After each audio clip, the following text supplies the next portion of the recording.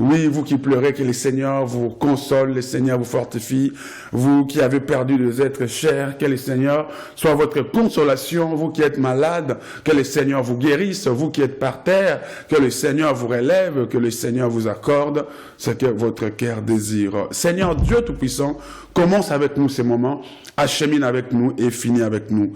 Ne nous abandonne pas, Seigneur. La lumière que tu es, viens nous éclairer. La lumière que tu es, viens nous éclairer. Bénis le frère qui nous suit, bénis la sœur qui nous suit, bénis le bien-aimé qui est en train de nous suivre. Que ta puissance descende sur nous, en nous et nous fasse du bien. Soyez libérés, soyez guéris, soyez affectés par la puissance du Très-Haut. Au nom de Jésus que j'en suis prié et je dis Amen, Amen, Amen, Amen.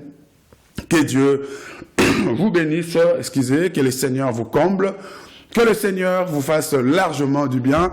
Nous continuons avec nos séries d'enseignements sur la restauration, mon frère, sur la restauration, ma soeur, sur la restauration.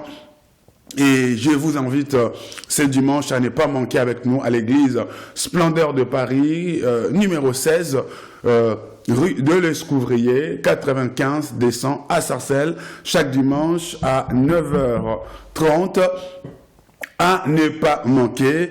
Et Dieu ne manquera pas de vous bénir et ne manquera pas de vous faire du bien. Aujourd'hui, nous sommes toujours dans le livre, nous sommes en train de décortiquer le livre de Genèse, chapitre 3. Genèse, chapitre 3. Et nous voyons que Genèse, chapitre 3, la Bible nous dit ceci. Genèse, chapitre 3, la Bible dit quoi? Que le serpent était le plus rusé de tous les animaux de champ que l'Éternel Dieu avait fait. Il dit à la femme, Dieu dit, a-t-il réellement dit, vous ne mangerez pas de tous les arbres du jardin? La femme répondit au serpent, nous mangeons du fruit des arbres du jardin. Mais quant au fruit de l'arbre qui est au milieu du jardin, Dieu a dit, vous n'en mangerez point et vous ne toucherez point, de peur que vous ne mouriez. Alors le serpent dit à la femme, vous ne mourrez point. Mais Dieu sait que le jour où vous en mangerez, vos yeux s'ouvriront et que vous serez comme des dieux, connaissant le bien et le mal. La femme vit que l'arbre était bon à manger et agréable à la vie, et qu'il était précieux pour ouvrir l'intelligence. Elle prit de son fruit et en mangea. Elle en donna aussi à son mari qui était auprès d'elle, et il en mangea. Les yeux de l'un et l'autre s'ouvrirent. Ils connurent qu'ils étaient nus, et ayant cousu des feuilles de figuier, et ils s'enfuirent de ceinture. Alors, ils entendirent la voix de l'Éternel Dieu qui parcourait le jardin vers le soir, et l'homme et sa femme se cachèrent loin de la face de Dieu, au milieu des arbres du jardin. Mais l'Éternel Dieu appela l'homme et lui dit, où es-tu? Dieu pose la question, où te positionnes-tu maintenant? Où es-tu maintenant? Quelle est maintenant ta position? C'est la question que Dieu te pose aujourd'hui, mon frère. C'est la question que Dieu te pose aujourd'hui, ma sœur. Quelle est ta position? Quel est ton état d'âme? Quelle est ta position par rapport à Dieu? Quel est l'état de ton âme aujourd'hui? Où es-tu? Parce que Dieu pose cette question, parce que Dieu ne le voit pas. Là où Dieu l'avait mis, là où Dieu l'avait positionné, Dieu n'arrive plus à les localiser. Dieu n'arrive plus à localiser l'homme et la femme. Alors, comme Dieu n'arrive plus à les localiser, Dieu pose la question, où es-tu? Spirituellement, où es-tu, mon frère? Ma sœur, spirituellement, bien-aimé, spirituellement, où es-tu? Parce que même Dieu n'arrive plus à te localiser, bien-aimé. Même les seigneurs n'arrivent plus à vous localiser. Alléluia. Bien-aimé dans les seigneurs, même les seigneurs n'arrivent plus à vous localiser. Ma sœur, même le Seigneur n'arrive plus à vous localiser. Le Seigneur doit te trouver. Parce qu'il y avait un endroit fixe où Dieu le trouvait. Il y a un endroit fixe où Dieu le voyait. Chaque soir, quand Dieu venait, il y avait un endroit fixe où Dieu le voyait. Il y avait un endroit fixe où Dieu l'avait laissé. Il y a un endroit où Dieu t'avait fixé. Il y a une église où Dieu t'avait laissé. Dieu t'a laissé à la splendeur. Où es-tu aujourd'hui? Est-ce que tu es toujours à la splendeur ou tu es ailleurs? Dieu ne te voit plus à ta place. Dieu veut te voir à la splendeur où il t'avait placé. Où es-tu? Dieu te pose la question. Dieu t'avait placé dans la crainte de sa parole, mais Dieu ne te voit plus dans la crainte de sa parole. Dieu t'avait laissé dans son œuvre. Dieu t'avait laissé que tu le serves, mais Dieu ne te voit plus actif ou actif dans ton travail.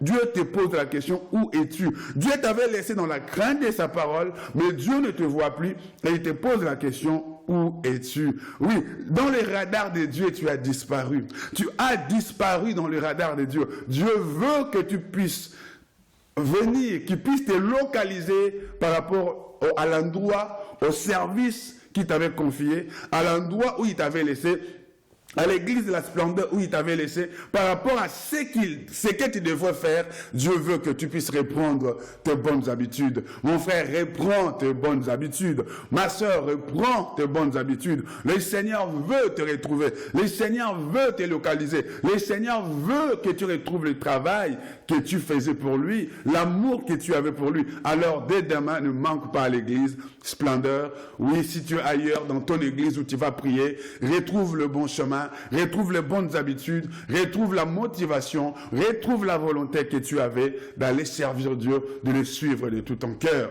Bien-aimé, le diable a égaré plusieurs.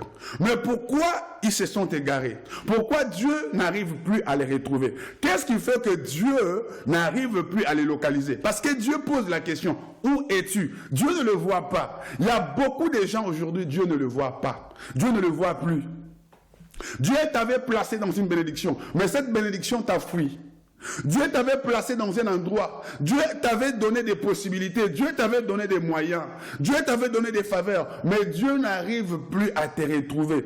Tu as perdu ce que Dieu t'avait donné. Le travail que Dieu t'avait donné. Le potentiel, le don que Dieu t'avait donné. Tu l'as perdu. La bonne santé que Dieu t'avait donnée. Tu l'as perdu. La grâce que Dieu t'avait octroyée. Tu l'as perdu. Mais qu'est-ce qui fait que Dieu n'arrive plus à les localiser?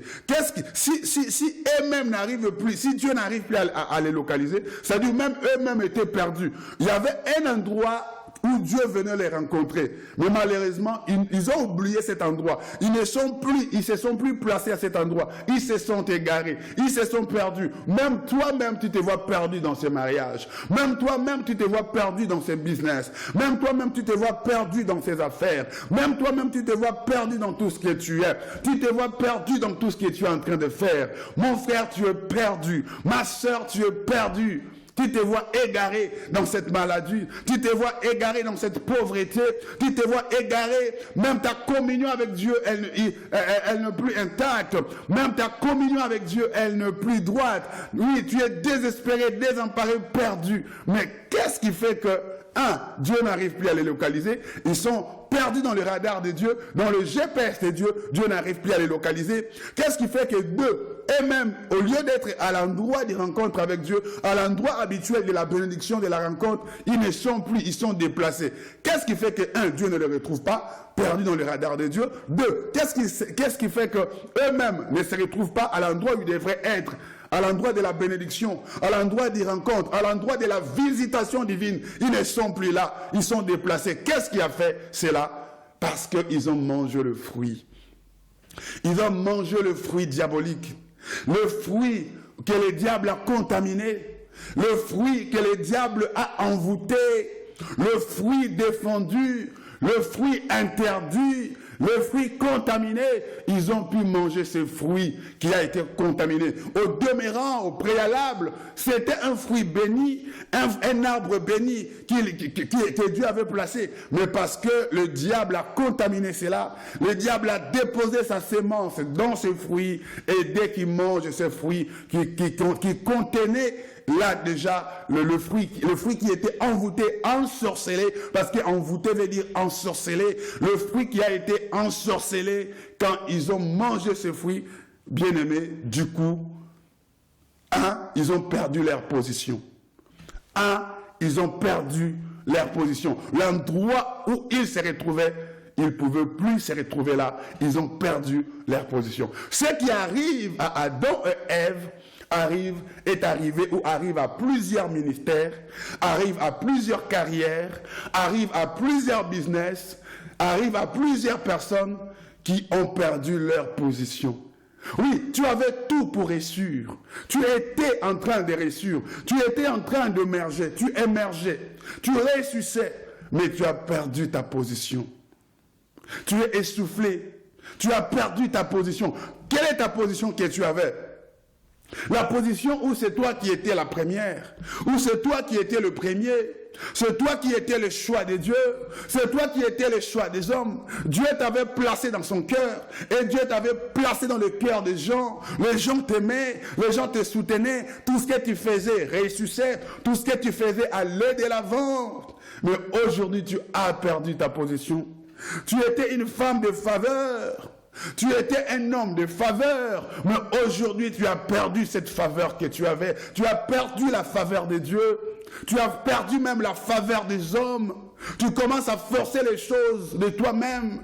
Tu commences à te battre de toi par toi-même. Tu commences à faire des efforts mais qui n'aboutissent pas parce que tu as perdu ta position. Cher serviteur de Dieu, chère servante de Dieu, cher enfant de Dieu, cher bien-aimé, tu as perdu ta position. La faveur qui était sur toi, tu l'as perdu. La beauté qui était en toi, tu l'as perdu. L'éclat qui était en toi, tu l'as perdu. La faveur, l'éclat, la puissance, tu l'as perdu. Les dons spirituels, tu les as perdu. La vie de prière, tu l'as perdu. La vie des jeunes, tu l'as perdu. L'excellence que tu avais, les succès que tu avais, la présence de Dieu que tu avais, tu l'as perdu. Mais pourquoi tu l'as perdu? Qu'est-ce qui a fait que tu perds cela? Parce que tu as mangé le fruit. Quel fruit tu as mangé, mon frère?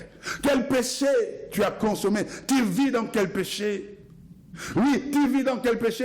Si tu ne vis pas dans un péché, quel envoûtement tu as reçu? Qui t'a envoûté? Qu'est-ce qui t'a envoûté? Qu'est-ce qui est en train de te distraire? Quelle femme qui te distrait? Quel homme qui te distrait?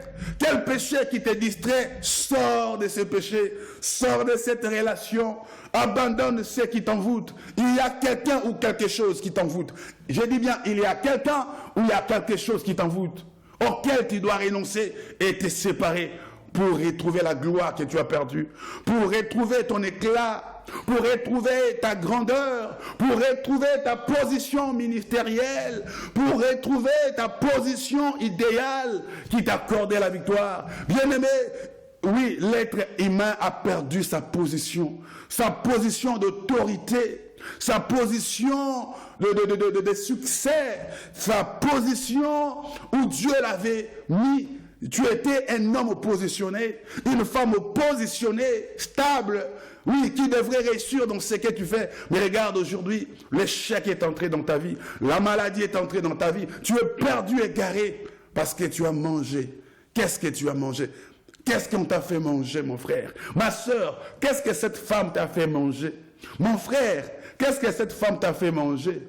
Ma soeur, qu'est-ce que cet homme t'a fait manger pour que tu sois égaré? Ils ont reçu la sémence envoûtée, ils ont reçu la sémence diabolique, ils ont perdu leur position. Mais tu peux aujourd'hui retrouver ta position. Ma soeur, mon frère, tu peux retrouver ta position. Si tu te souviens d'où tu es tombé. La Bible dit, souviens-toi donc d'où tu es tombé. Apocalypse, chapitre 3. Le verset 16, la Bible dit, souviens-toi où tu es tombé.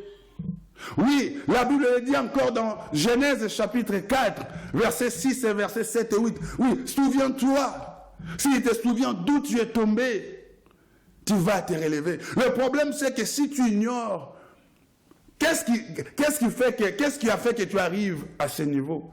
Qu'est-ce qui a fait que tu sois égaré jusqu'à ce niveau? Qu'est-ce qui a fait que tu sois envoûté jusqu'à ce niveau? Si tu ne te souviens pas de la personne qui a fait ça, si tu ne te souviens pas de la chose qui a favorisé ces choses dans ta vie, ces problèmes, ces contrastes dans ta vie, il est difficile. Tu dois prendre conscience qui t'a fait tomber et d'où tu es tombé. C'est comme ça que ton relèvement va commencer, mon frère. Ma soeur, c'est comme ça que ton relèvement va commencer.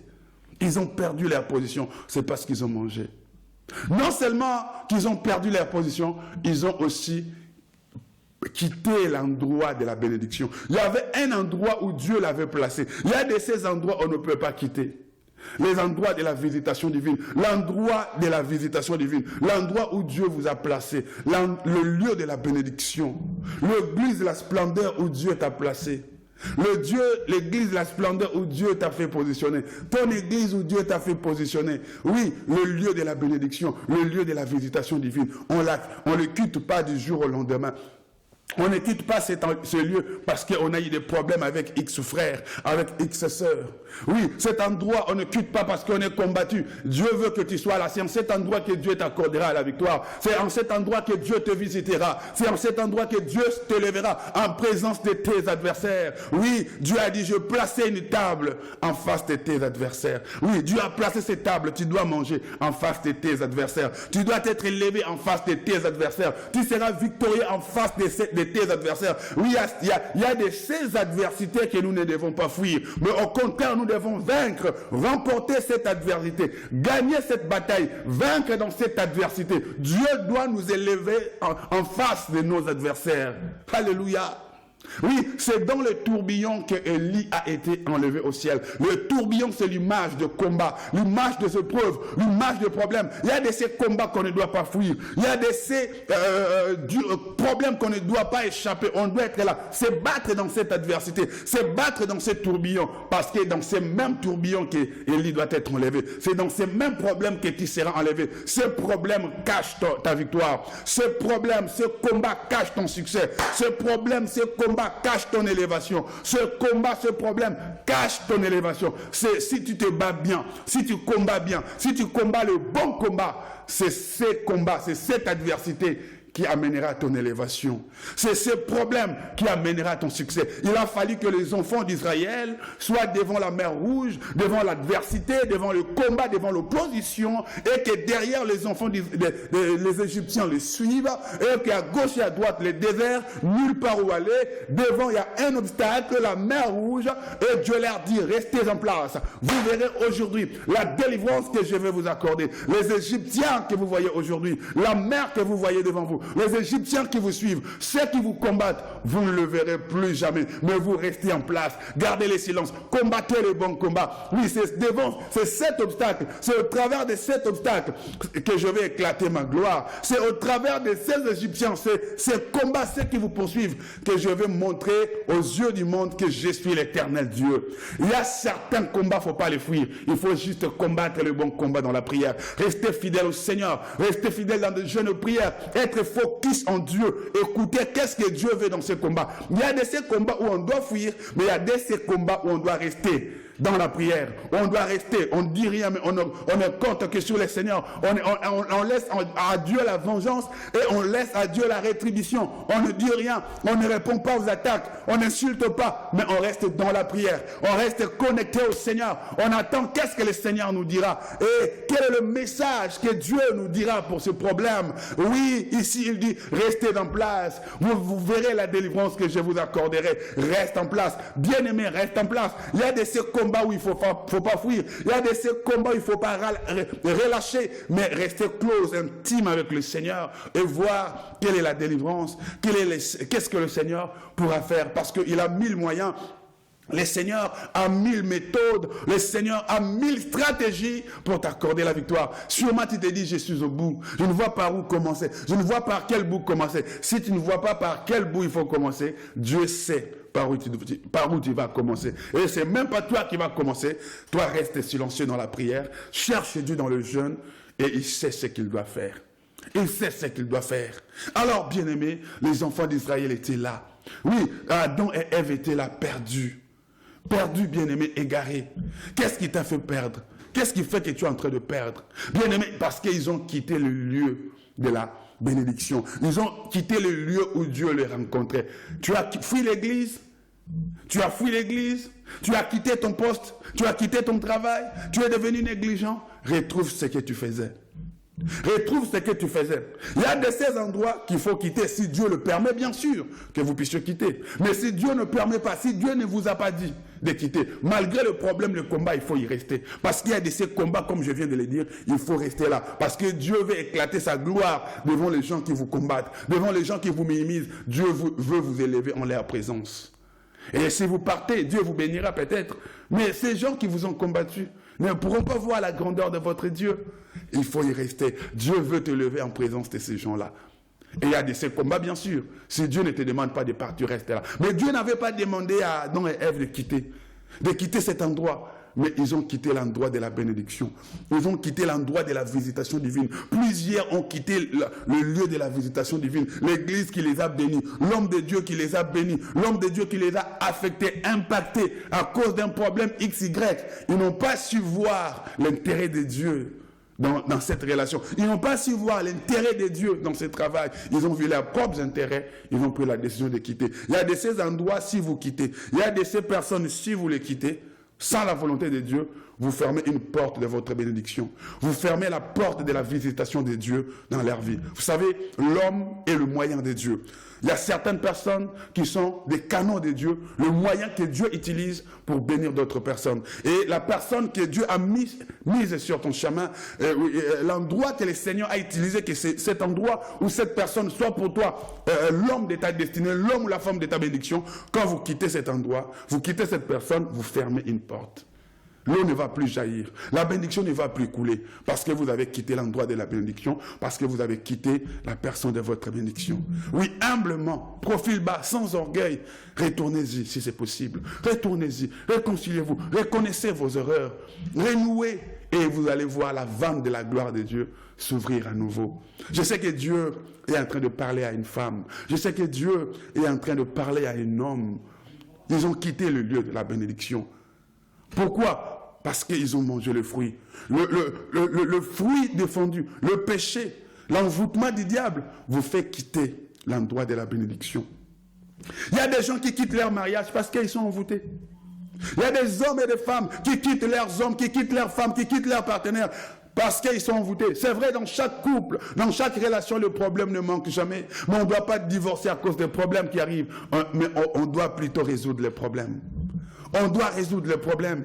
Les problèmes sont faits pour être résolus. Mais tu verras quelqu'un, pasteur, je ne sais même pas pourquoi j'ai quitté mon mariage. Aujourd'hui, je me retrouve célibataire. Je ne peux pas trouver quelqu'un dans ma vie. Ou bien je rencontre des gens, mais je ne suis pas content, je ne suis pas contente. Parce que les problèmes sont faits pour être résolus. Qui te dit que chaque fois, quand tu rencontres un obstacle, tu dois quitter, tu dois partir? Bien aimé, il y a des gens qui sont envoûtés. Qui quittent leur mariage, qui brisent leur fiançailles, qui quittent leur ministère, qui quittent leur église. C'est parce qu'ils sont envoûtés. Les problèmes sont là pour être résolus. Mais par ces problèmes, vous avez été envoûtés, que vous puissiez abandonner. Et quand vous abandonnez, vous vous retrouvez nulle part. Oui, tu as abandonné. Est-ce que tu as trouvé mieux ailleurs? Est-ce que tu as de la certitude que tu trouveras mieux ailleurs? Oui, si ce n'est pas le cas, retournez-y, mon frère. Retournez-y, ma soeur. Retourne. L'humilité précède la gloire. Je sais que Dieu est en train de parler à quelqu'un. Bien-aimé dans le Seigneur, il y a de ces séparations qui sont dues à l'envoûtement. Il y a de ces abandons, les gens abandonnent. C'est l'envoûtement. Oh, je vais quitter cet homme, je vais quitter cette femme. Des fois, c'est l'envoûtement. Je vais quitter mon église. Des fois, c'est l'envoûtement. Ils ont mangé le fruit. Et le fruit a fait que le fruit qui était envoûté, ce fruit les a envoûtés. Cet envoûtement les a contaminés à quitter le lieu de la bénédiction, à quitter l'endroit de la rencontre divine. L'envoûtement. L'envoûtement vous fait prendre de mauvaises décisions, mon frère. Ma soeur, l'envoûtement vous fait prendre de mauvaises décisions. L'envoûtement vous fait quitter de bonnes personnes pour vous attacher aux mauvaises personnes. Ne pensez pas que la personne qui te suit, la personne là est parfaite. Ne pense pas que la personne qui te suit, elle est parfaite. Ne pense pas que cette personne est parfaite. Elle a aussi ses lacunes. Elle a aussi ses erreurs. Peut-être la personne avec qui tu veux te séparer, l'église que tu veux quitter aujourd'hui, peut-être cette église est bien meilleure que là où tu veux aller. Ce que tu rencontreras là où tu veux aller, c'est plus pire que ce que tu veux quitter. Tu es en train de fuir la pluie pour aller tomber dans l'océan, dans la mer, où ça sera encore plus pire, plus terrible. Il y a ces envoûtements qui vous poussent à prendre de mauvaises décisions. Avant de prendre une décision, il faut vraiment écouter la voix du Seigneur 1000 fois. Avant de prendre certaines décisions, il faut vraiment être convaincu que c'est Dieu qui vous parle. Parce que plusieurs ont pris des décisions, bien-aimés dans le Seigneur, qui vous ont amené ailleurs. Il y a plusieurs qui ont pris des décisions qui ont égaré leur vie. Il y a plusieurs qui ont pris des décisions qui les ont amenés dans la perdition, qui les ont égarés. Mais le Seigneur veut te faire retrouver ton endroit, ton lieu de bénédiction. Le Seigneur veut te faire retrouver l'homme de ta destinée, la femme de ta destinée. Mais sachez que l'envoûtement, Adam et Ève envoûtés, ils quittent le lieu de la bénédiction. Ils vont aller ailleurs. Pourquoi quitter cet endroit de bonheur? Pourquoi quitter la présence de Dieu? Pourquoi quitter ce que Dieu t'a donné? Pourquoi quitter l'endroit où Dieu t'a placé malgré la souffrance pour aller ailleurs dans un endroit de souffrance? Oui, aujourd'hui tu trouves que c'est mieux, mais qui sait demain, peut-être que ça sera plus pire que là où tu es aujourd'hui. Ne fais rien sans écouter la volonté de Dieu. Ne fais rien sans avoir consulté le Seigneur. Ne fais pas des choses par ta pulsion, par ta volonté. Ne fais pas des choses par le fait de la colère, par le fait de la déception. Quand vous êtes déçu, quand vous êtes choqué, ne prenez pas de décisions sous l'effet de la déception ou des chocs. Écoutez Dieu. Vous pouvez être déçu, choqué, mais Dieu veut vous voir là. Dieu veut vous voir là. Dieu veut vous voir là où vous êtes déçu. Dieu veut vous voir là où vous êtes choqué. Parce que c'est en cet endroit qu'il veut vous apprendre des choses. C'est en présence de ces gens qui vous ont choqué, humilié peut-être. Ces gens peut-être ne sont pour rien. Dieu a utilisé ces gens pour t'éduquer. Dieu a utilisé ces gens ou ces problèmes pour te construire, pour t'éduquer, pour te forger, pour te donner un caractère, pour te donner la patience. Dieu permet que ces gens fassent ça dans ta vie pour que tu apprennes la patience, que tu apprennes à endurer la souffrance, que tu apprennes à supporter. Et tu ne dois pas avorter l'école de Dieu. Tu ne dois pas avorter, tu ne dois pas briser ce que Dieu a commencé dans ta vie. Tu dois rester là à apprendre.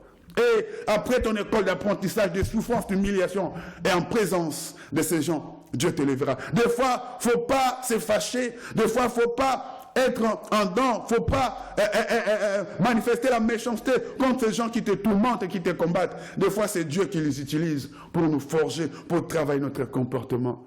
Faut pas voir les gens toujours. Il faut voir Dieu derrière les gens. Mais qui t'a envoûté? Qui t'a envoûté pour quitter cet endroit que tu veux quitter? Qui t'a envoûté pour quitter cette bonne personne que tu veux quitter? Avant de quitter, il faut toujours demander la volonté de Dieu. Mais Adam et Ève ont quitté sans consulter la volonté du Seigneur. Ils sont allés en dehors de la bénédiction.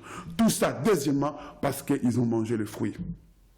Et troisièmement, la conséquence de manger le fruit, les conséquences de l'envoûtement, non seulement qu'ils ont quitté le lieu de la bénédiction, non seulement qu'ils ont quitté l'endroit où Dieu les voyait, non seulement qu'ils ont perdu leur position, finalement, ils ont même quitté l'Éden. Éden qui veut dire lieu de bonheur. Éden qui veut dire lieu de délices. Nous avons vu que Dieu leur avait dit que vous n'allez pas mourir, que vous allez vivre éternellement avec moi. À cause de la désobéissance, à cause de l'envoûtement, la vie éternelle qui a été promise à Adam et Ève s'est transformée à la mort.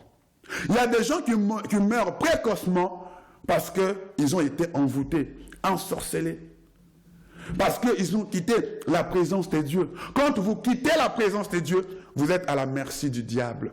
Quand vous quittez l'église, vous êtes à la merci du diable. Quand vous quittez la prière, vous quittez la maison de Dieu, vous quittez la crainte de Dieu, vous êtes à la merci du diable. Que Dieu te protège et que tu retrouves vite la présence de Dieu, que tu retrouves plus la communion avec Dieu. Nous voyons à cause du fruit qu'ils ont mangé, la mort a pris place, la mort a pris place là où il y avait la vie, là où la vie éternelle était promise, nous voyons que la mort prendrait place. Parce qu'ils n'ont pas craint Dieu. La mort a pris place. Il y a des gens qui sont en train de mourir physiquement, matériellement, financièrement, à cause de l'envoûtement, à cause de la sorcellerie. Mais Jésus va te délivrer. Il y a des gens, non seulement qu'ils ont quitté cela, Dieu qui leur avait dit que vous n'allez pas souffrir. J'ai mis tout à votre disposition. Nous voyons que l'homme doit manger maintenant à la sueur de son front. La bénédiction s'est transformée en malédiction. Là où il y a l'envoûtement, là où il y a l'œuvre du diable, là où il y a l'envoûtement, vous allez voir la bénédiction de votre vie se transformer en malédiction. Combien de gens qui avaient un avenir prometteur, mais qui aujourd'hui se voient l'avenir barricadé? Combien de gens qui avaient un avenir glorieux, aujourd'hui leur avenir est sombre? Combien de gens qui avaient une vie glorieuse, une vie de succès, tout ce qu'ils faisaient réussissait, leur mariage était paisible, Leur travail était paisible, mais aujourd'hui, des problèmes au travail, des problèmes dans votre vie de couple. Il y avait des gens qui avaient une santé paisible. Aujourd'hui, il y a des problèmes dans votre santé. Oui, la bénédiction s'est transformée en malédiction. Tout cela, c'est dû à l'envoûtement aux fruits qu'ils avaient mangés. Qu'est-ce que tu as fait manger? Qu'est-ce que tu as mangé qui cause des troubles dans ton foyer? Qu'est-ce que tu as fait pour vivre ce que tu vis dans ton foyer?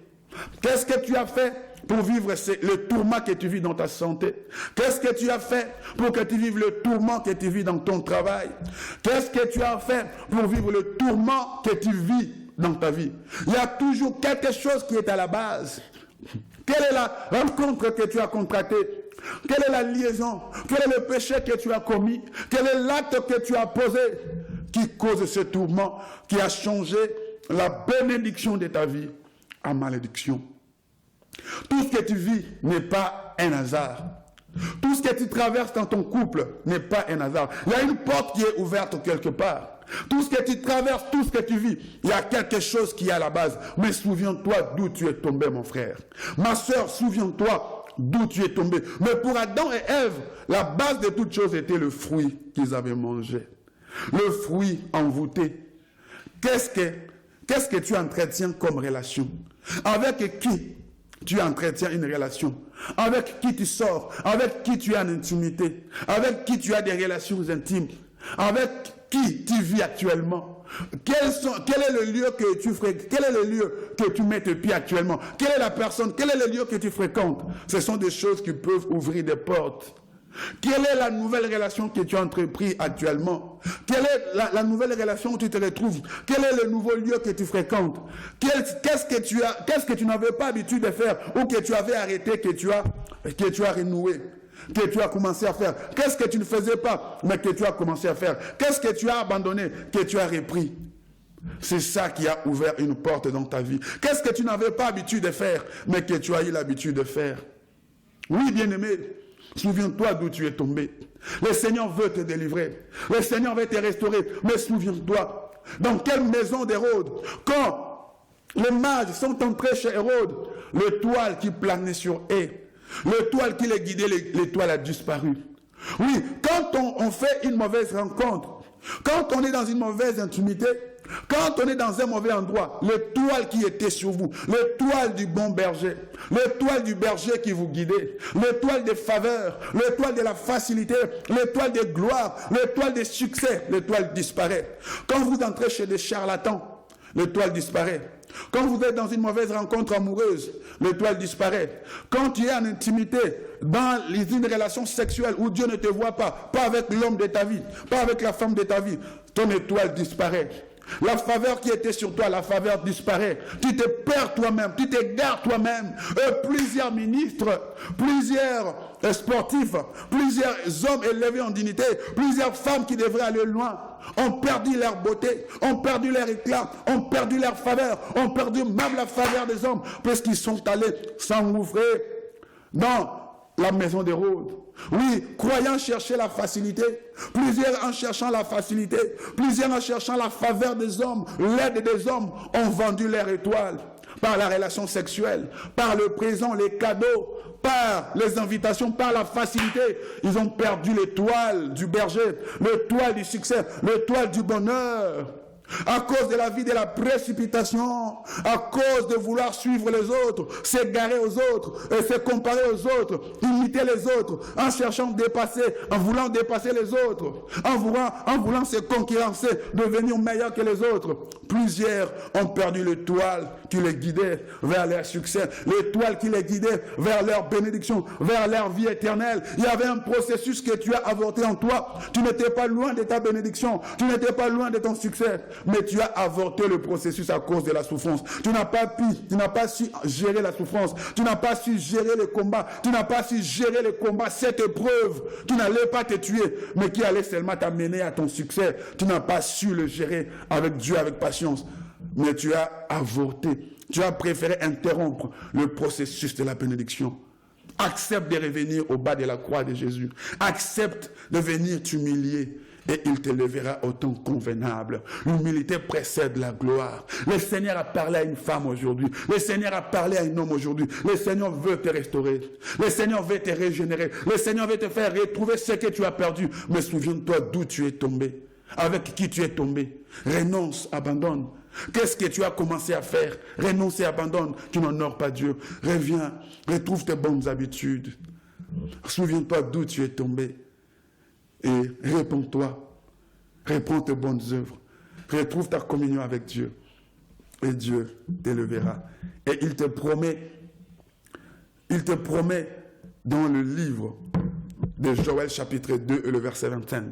Joël chapitre 2 et le verset 25, la Bible dit, je vous remplacerai les années qu'ont dévoré les sauterelles, les gélèques, les asiles et les gazam, ma grande armée que j'avais envoyée contre vous. Si vous revenez à moi, je vous remplacerai ces années que les démons vous ont dévorées, que les gens se sont moqués de vous. Je vous accorderai la vitesse, je vous accorderai les succès, je vous remplacerai toutes ces années. Je vais vous faire rattraper ce temps perdu. Je vais ramener ce que vous avez perdu. Je vais vous faire rattraper ce que vous avez perdu. Mais revenez. Je vais te guérir, mais reviens. Je vais t'élever, mais reviens. Je vais te restaurer, mais reviens. Reviens à moi. Retrouve l'endroit de la bénédiction. Retrouve ton église. Reviens à l'église la splendeur. Viens à l'église splendeur. Retrouve ton église. Si ce n'est pas Dieu qui t'a demandé de partir. Reviens. Malgré le problème, retrouve. Malgré les problèmes, ne pars pas si ce n'est pas Dieu qui t'a demandé de partir. Accepte d'endurer la souffrance avec Dieu dans la prière. Il t'élèvera au moment et au temps convenable. Que Dieu te bénisse. Ne manque pas à l'église ce dimanche à partir de 9h30. Ne manque pas à partir de 9h30. Ne manque pas la semaine mardi et vendredi. Et je vous promets déjà, je viens déjà vous annoncer la date du 21. Nous aurons jeûne et prière à partir du 21 mars jusqu'au 27, du 21 mars jusqu'au 27. Toute une semaine de jeûne et prière où je vous invite de vous préparer, de ne pas manquer ce programme de jeûne et prière. De ne pas manquer ce programme de jeûne et prière. Et ne manquez pas à cette grande veillée pour ta délivrance. Je vous promets que vous verrez Dieu à l'œuvre le vendredi 25. Le vendredi 25 mars, nous aurons une grande veillée de prière pour ta délivrance, pour ta guérison. Notez cette date, vendredi 25 mars. Vendredi 25 mars, il y aura une grande veillée de prière à l'église Splendeur pour ta délivrance et ta guérison. Et nous viendrons clôturer notre jeûne de prière le dimanche 27 à 9h30 à l'église Splendeur. Nos adresses de l'église sont là, nos coordonnées téléphoniques sont là. N'hésitez pas à nous appeler. Que Dieu vous bénisse, que Dieu vous comble, que Dieu vous bénisse. N'hésitez pas de nous appeler, n'hésitez pas de nous contacter. Sûrement le Seigneur vous fera du bien. Et ne manquez pas à l'église ce dimanche à 9h30. Dieu vous aime et je vous aime. Bye bye. À très bientôt. Be blessed.